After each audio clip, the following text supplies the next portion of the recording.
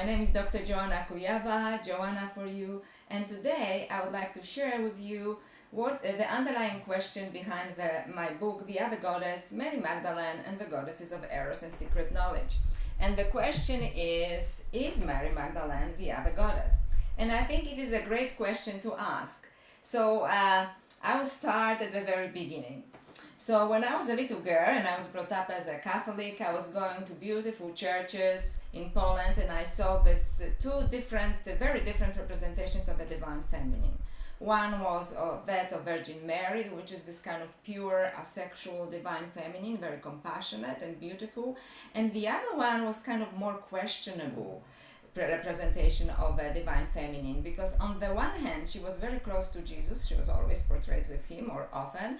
On the other hand, she seemed to be somehow rejected either because of her sexuality, because there was some sexual dimension there that was not present in Virgin Mary, right? And also something to do perhaps with the fact that she was an educated woman, although at that time I didn't know it. But I have the sense that there are two representations, and somehow they are connected with two things. Sexuality and education or wisdom, and that Mary Magdalene for some reason was rejected, and it wasn't clear for me why.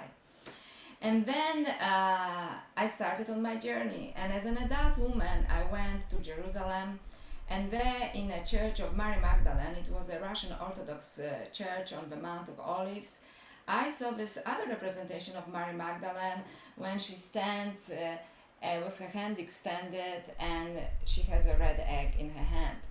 And I'm familiar with the legend, and I'm sure you are familiar with the legend as well, which says that apparently after the crucifixion, Mary Magdalene went to Rome to see an emperor, and she said that she wanted to convince him that Jesus was resurrected, and the emperor said no, this is, if he was resurrected, the egg in your hand would turn red, and apparently the egg turned red. And I think that actually the story is quite ridiculous, because I do not think that Mary Magdalene, if she was that wise woman, she would be going into an audience with an emperor with an egg in her hand, just hoping that it turns red, just to prove the point. But we grow as species, and we go through a spiritual evolution, and perhaps this kind of explanation made sense to people in the early Middle Ages. But when we look at earlier goddesses, such as Nimna from Sumer, for example, she is also represented with extended hand, basically offering a fruit of life and fruit of wisdom or fruit of knowledge to a male figure, right? And then I thought, that's very interesting. This really reminds me of a representation of Mary Magdalene in this church in Jerusalem. And I started to look into Gnostic Gospels, especially the Gospel of Mary Magdalene and the Gospel of Philip. And in the Gospel of Philip, Mary Magdalene is represented as a close companion of Jesus. And in fact, in one line, it says that the disciples were jealous because Jesus kissed her.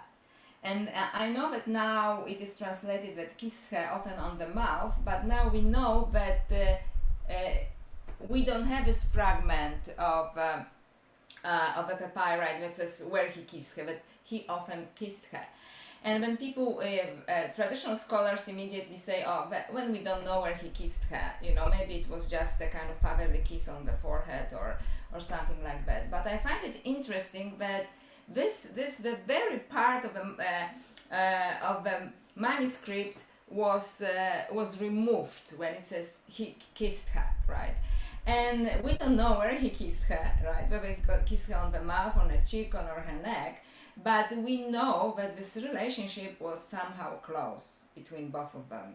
And when in the Gospel of Mary Magdalene, some disciples, I'm not going to go into details, you can check it in my book, get really jealous because they know that Jesus shared some special teachings with her that he didn't share with them.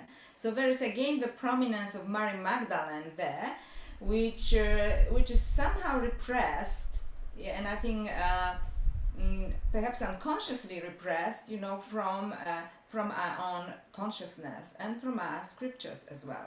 So this is Mary Magdalene and Gnostic Gospels, and there are many chapters there in my book about it. And I just wanted to say that Mary Magdalene and Jesus was not the only couple that were put together, in Gnostic scriptures. So, for example, there is another figure which is very controversial, and Simon the magician, which is also mentioned in the canonical Bible. I like to imagine him as maybe kind of like Rajneesh or Osho, because he was a very controversial, very flamboyant teacher, but very talented teacher. And he also came with a female figure called Helen. And according to the tradition, he found Helen somewhere in a brothel, but she represented for him not only his partner, but also Goddess Sofia, which is the goddess of wisdom in Gnostic tradition. So there was this other couple living at the same time as Jesus, as Mary Magdalene. So I want to bring attention to the fact that there was this kind of alchemy already present between the feminine and the masculine in Gnosticism, but also I think it kind of is apparent in not only in Gnostic Gospels, but in a repressed or suppressed manner also in the canonical Bible, in the person of Jesus and Mary Magdalene. Then in my book I also look into what might have happened to Mary Magdalene after the events of crucifixion and resurrections and so on. And I came up with an idea by doing my research that perhaps she was the same person which was also called as Mary the Prophetess, or Mary the Jewess, or Mary the Alchemist, who lived in the 1st century Alexandria, which was an intellectual center of the world at the time, of the Western world, actually at the crossroads between the West and the East. And she was an alchemist or prophetess. And famous alchemists from the 3rd century also mention her as, this famous alchemist who was actually focused on the spiritual alchemy rather than on physical alchemy. Because when we talk about alchemy, there are two types of alchemy. One is spiritual, so for the evolution of our consciousness and of our spirit.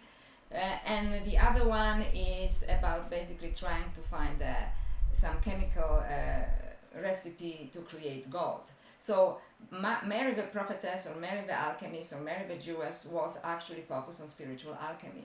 And I think that this is quite possible that it was Mary Magdalene and that she went there after the event of crucifixion, simply because there was a connection between some Gnostic groups in the Holy Land and in Alexandria. But there is more into it in my book.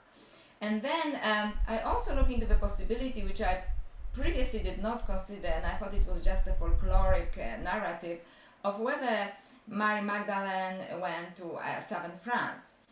Because according to the Golden legend, Mary Magdalene, after 14 years after the crucifixion, went to France with some friends, and former followers of Jesus, and some of them started to teach, and she became a hermit in a cave there.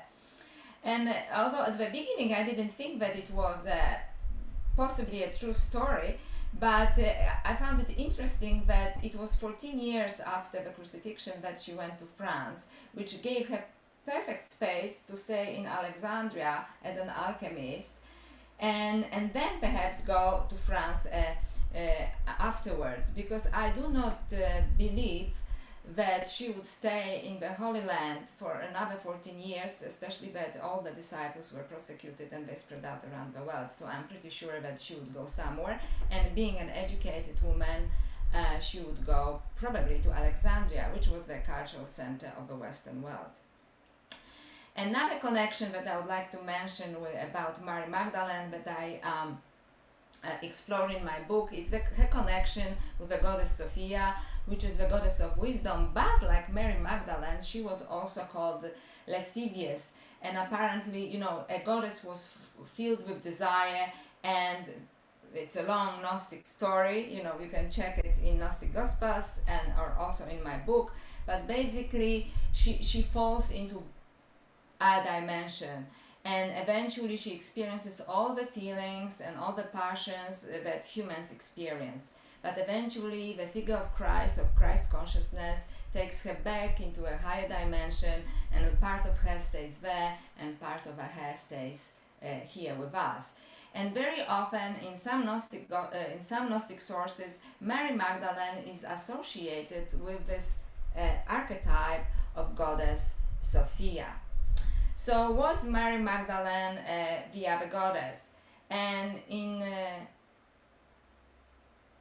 my research and also in my spiritual practice, I think that the answer is a strong yes. She is the other goddess in many ways, because she is not only the goddess of wisdom and somehow connected with spiritual and sexual alchemy, almost a tantric goddess in some sense, which I will discuss in other videos, but also she was suppressed, perhaps because she was in the possession of a secret knowledge and secret teachings that Jesus shared only with her and not with his other male disciples. And that the secret teachings had to do something not only with wisdom, but with the potential evolutionary power of her sexuality. And if you would like to learn more about it, I would really like to encourage you to check my book. I will leave a link under the video for my book, The Other Goddess, Mary Magdalene and the Goddesses of Eros and Secret Knowledge. And in your comments or via my Facebook, I would really like to hear your opinions about it, because as I said previously, I do not pretend I have any answers, but I'm open to other possibilities, because I think that there is this other divine feminine that was repressed, that was suppressed, and that we have to reclaim for the benefit of our own spiritual evolution. And with that, I would like to finish this video. My next video will be on Mary Magdalene and Goddess Kali, the Goddesses of Resurrection. And once again, I would like to invite you to check the link to my book. Thank you so much. Until next time.